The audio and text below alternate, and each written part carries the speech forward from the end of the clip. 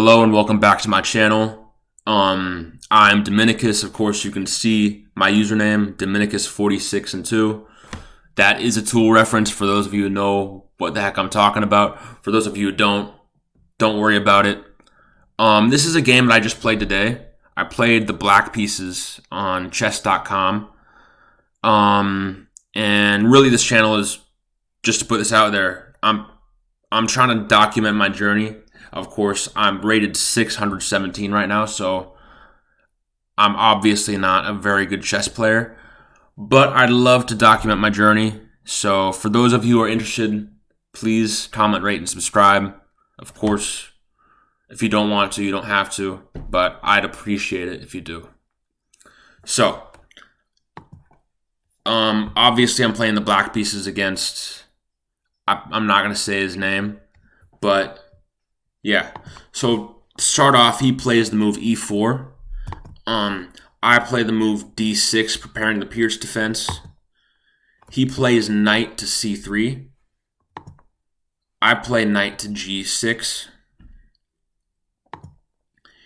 Oh, you didn't see that. He plays f3, which protects this square, and it's honestly a really good move. I don't think the computer gives it enough credit for how good of a move it is. But yeah, essentially what this does is it protects this square. So if you attack here, if you attack my knight, then my knight is effed, right? Because now I got to do all these gymnastics to get out of your developed pawn, which is attacking there, right? No, this pawn's attacking there. This pawn is protecting it, right? So now this is getting attacked. I got to move over here or over here. You don't want to undevelop your knight, right? So your only option is to go here, except you can't go there. So you do have to undevelop your knight. Of course, I didn't want that to happen. And this was, you don't really want to play this move before you already have your pawn here. You always want to take control of the center before you actually play this move, but it's still a very good move, okay? So I wanted to obviously not have my knight get attacked, so I played the move c5, which completely defends that from happening. And this is actually the best move. In fact, chess.com literally just says, yes, this is the way. I don't know what that means, but I think it's pretty good. So now he develops his bishop out of its starting square, attacking my knight, putting it into check. I play knight to c6, just blocking that. And he takes, no, he doesn't take yet.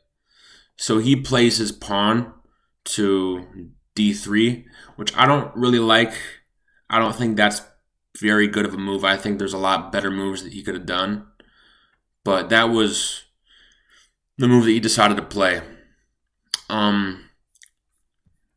Chess.com recommends to get your knight off the starting square and to develop it. I tend to agree. I think that's probably the best move that you could have made, but he didn't decide to do that.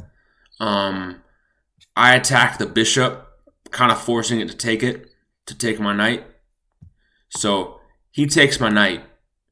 I take it back with my pawn. Obviously, don't really want stacked pawns, but I would take a stacked pawn and a bishop over knight.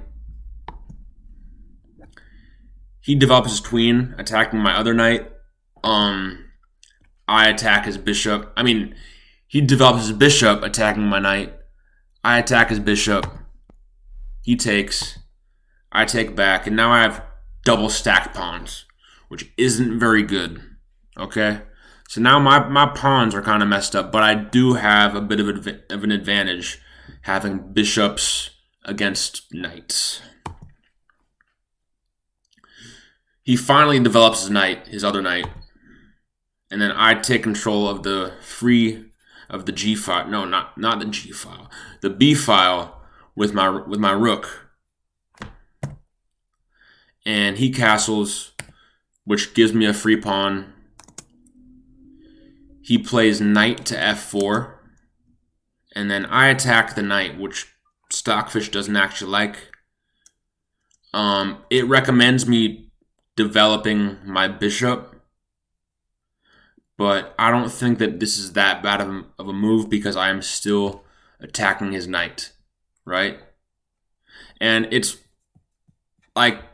already very hard to get my bishop out, so I think it's better to just attack now and let it happen naturally. Because my whole idea is to attack there, open this file up or open this square up, and then be able to go here. And then now I have a massive attack on this knight and this rook. So that was essentially my idea of playing the pawn to g5. So it's not that bad of a move, but I'm a beginner. Give me some slack. It could have been better, okay? He undevelops his knight, which is the perfect opportunity for me to play bishop to g7. He attacks my rook. I take. He takes. I castle. And then he plays queen to b8 for some reason. I don't know why he did this. There's nothing that really happens, or I don't see any advantage to doing this. I think it would have been better if he just developed his knights even more so, you know. But this is a very difficult position for him to develop his knights, right? Because, I mean, it's getting taken there. If it goes there, it's getting taken as well. Can't go there. Can't go there. You can go there, but, like, what does that do for you? You know, so it is a very tough position that he's in. So queen to b8. I attack even more. I push my pawn. He takes control of the b file. I take. He takes. He should have taken with a knight. That's what Stockfish says is best, but still not bad of a move. I would have taken with my knight though. That's all I'm saying.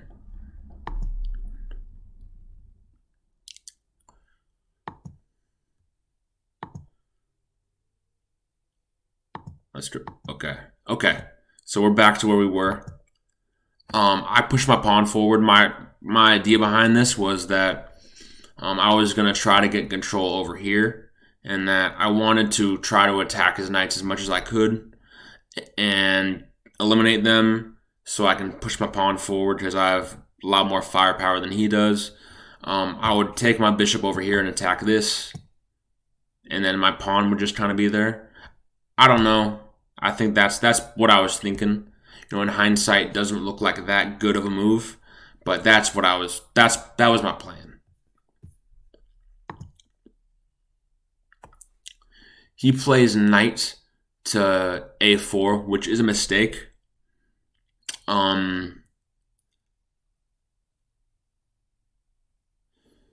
Which messes up his equal trade of pieces, is what it says. And it really did. We'll watch how it unfolds, but this was a major blunder. All right, because I attacked that knight. My whole idea behind this was that I wanted to get this knight out of there so I could put his king in check. And he moves his knight, which he probably should have taken my queen. Actually, he should have taken my queen, because now what happens is I put him in check first.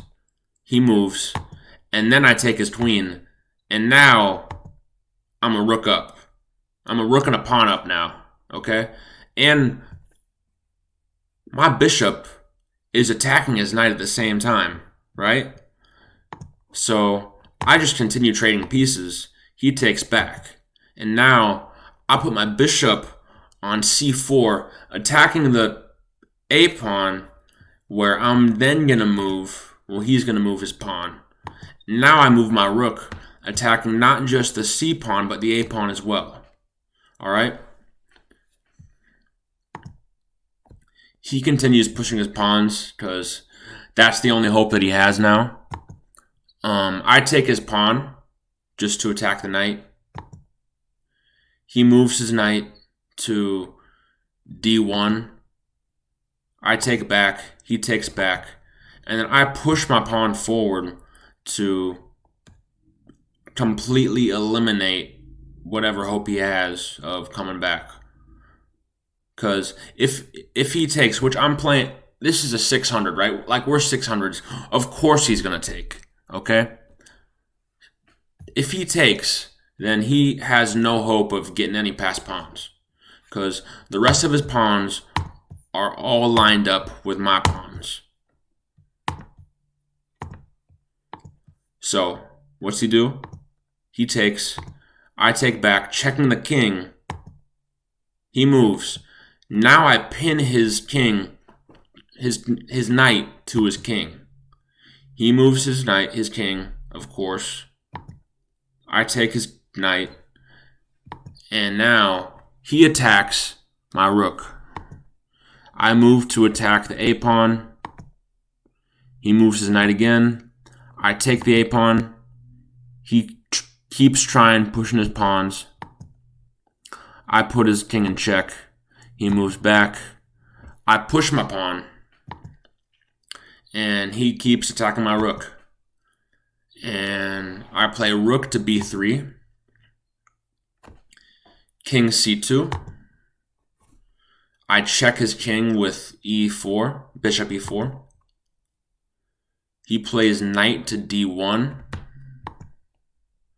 I play rook to b2, just trapping the king. He can't move off his column or his row, whichever one. He tries attacking my rook again. I protect it with the pawn. Now, here's something interesting. He's smart, because if he would have stayed there and just kept pushing his pawns, that would have been checkmate. Done. It just would have been checkmate.